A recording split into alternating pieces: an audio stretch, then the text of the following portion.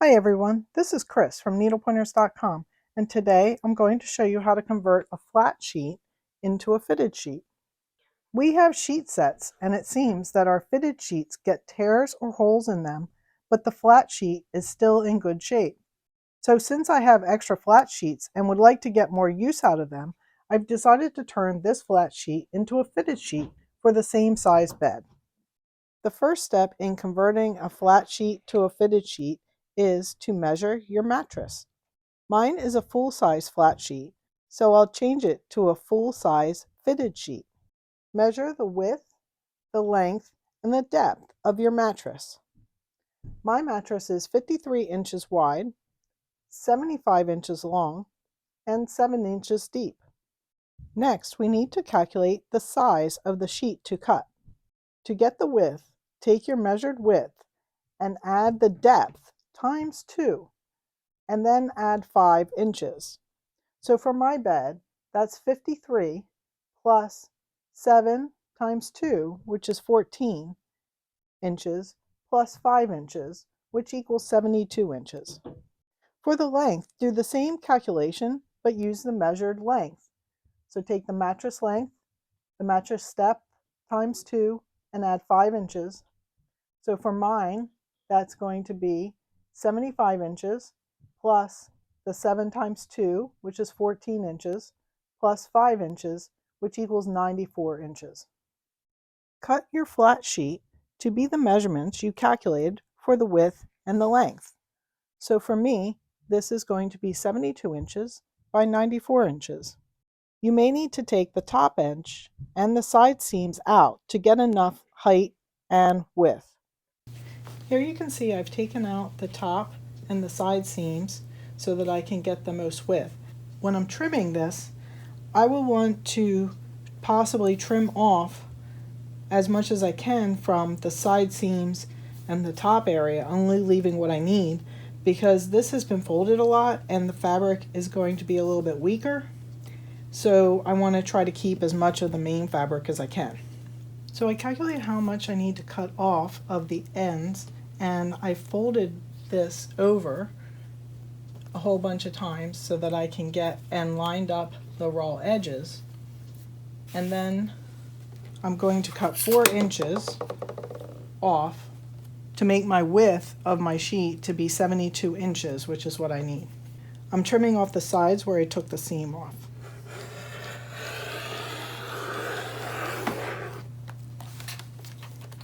So now I have a nice straight edge there. I'm going to turn the sheet the other way and cut it so that I have a rectangle that is 72 inches wide by 94 inches long. Now you would cut yours to be the size that you calculated for your bed. Next, fold your sheet into fourths so that all 4 corners are all folded together, and line up the edges here and here.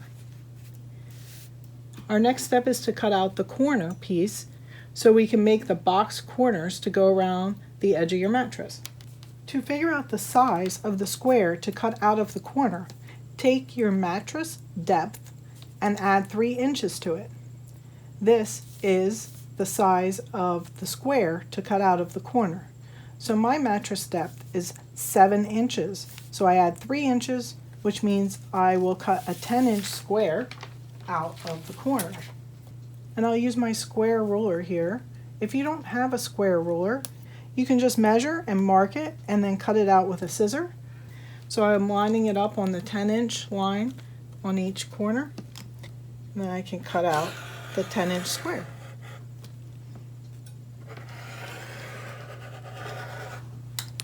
So next we're going to make these box corners.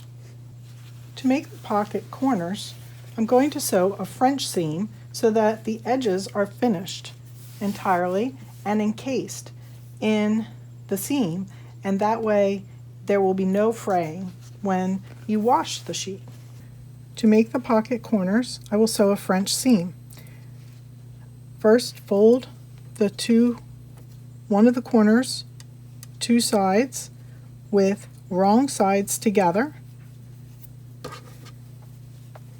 and pin it I have my sewing machine threaded with a matching thread, and I'm just using a regular straight stitch for this French seam. To sew a French seam, you first sew a 1/4 inch seam. Don't forget to back tack and take out your pins as you go along.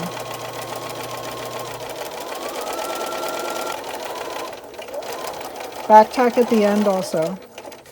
Turn the fabric so now the wrong side is facing out. Press your seam so it's flat. So I've nicely pressed the seam flat, and to finish the French seam and encase the raw edge, the next step is to sew a seam 3/8 of an inch.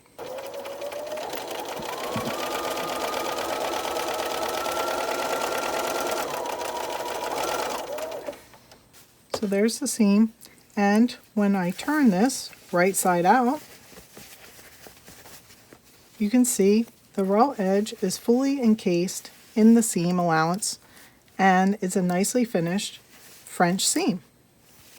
So I'll continue and do this on the other 3 corners, and then I'll be back. I have all 4 of my corners finished with the French seams, so they're nicely finished and they won't fray. Next, I put a pin in one of the corners, and then I measured around the entire perimeter of the sheet because I like to put the elastic around the entire perimeter of the sheet. My measurement came out to be 249 around the whole sheet.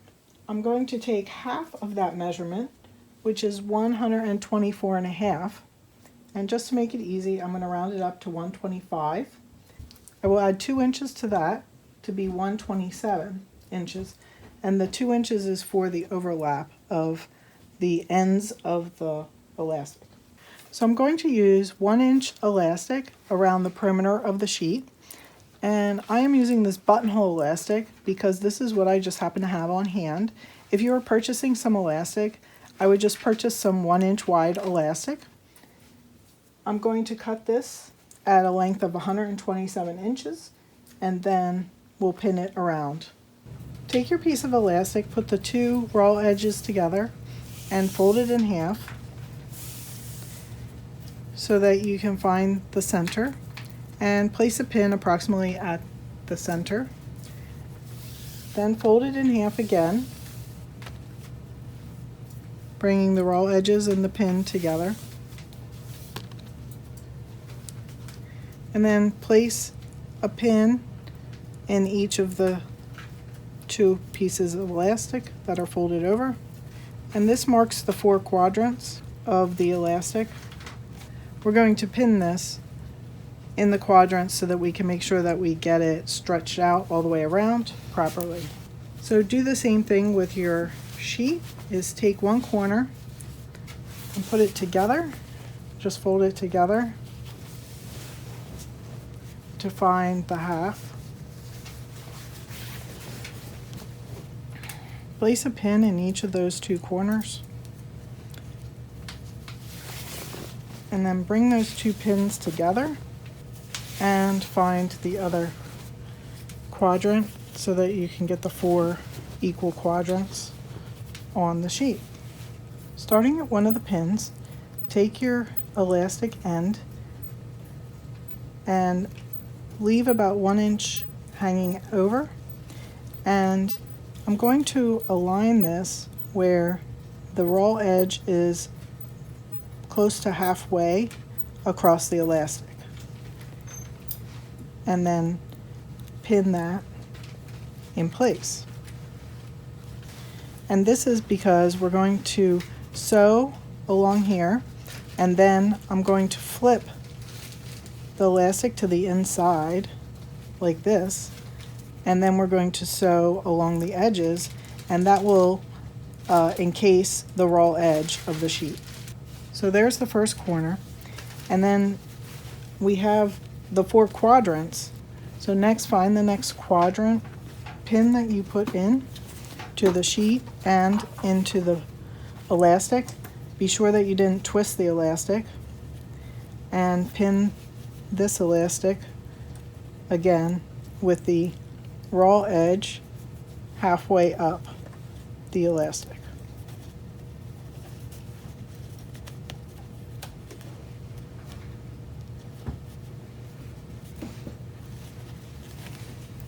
So like that. Continue and pin the last 2 quadrants. Okay, so here I'm at the end, and I have the end of my elastic. I'm going to overlap it by about 1 inch. Alright, so now we have these 4 quadrants, but there's a lot of more fabric than there is the elastic, because we have twice as much fabric as elastic. So what I will do is stretch this out and pin it in a couple more places in between each section, so that when I sew it around, I know I'm stretching it enough and I don't get way off and end up with not enough elastic. So I'm going to finish pinning this, and then we'll be over at the sewing machine. So I have the sections pinned together, and you can see there's a bunch of extra of the sheet. So what needs to be done is, as you're sewing, you'll stretch the elastic. And I want this to line up about halfway up the elastic, and start sewing along the raw edge. And this is going to get flipped to the inside, so it will be covered up. I'm going to do a couple stitches forwards and back, and then I'm going to start stretching. And I want to make sure I stretch the elastic so that the whole sheet is flat against the elastic. And you're probably going to need to hold it on both sides.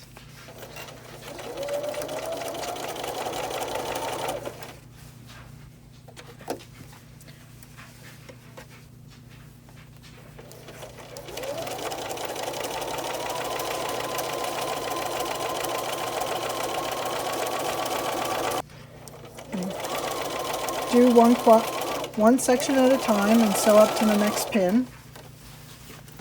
So when you start with the next section, just stretch that one and keep stitching.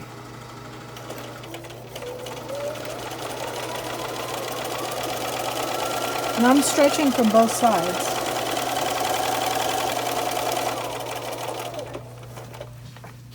So now that I have 2 sections done, you can start to see how it's all gathering. So I'm going to continue sewing around, and I'll be back in a little bit. Alright, so you can see I have the elastic all sewn on with that first seam, and if I stretch it, I can see the line of stitching there. The next step is to flip that so that the raw edge is underneath, and put the edge underneath your presser foot, and we're going to stretch and sew in the same way. So this time we're just stretching and sewing along the inside edge all the way around. And you should be seeing just a little bit of your sheet on the edge there. Again, pull from the front and the back to help feed it through. So continue sewing this all the way around, and I'll be back after I'm finished. Okay, so now you can see I've stitched 2 lines of stitching. I'm going to stitch another line of stitching on the other side of the elastic in the same manner. I'm going to stick it under the presser foot and stretch the elastic as I'm sewing. So keep stretching the elastic until the sheet is flat underneath, and sew close to the other edge of the elastic. I'm going to make sure I'm tucking in all the little stray frayed ends so they get caught in the seam.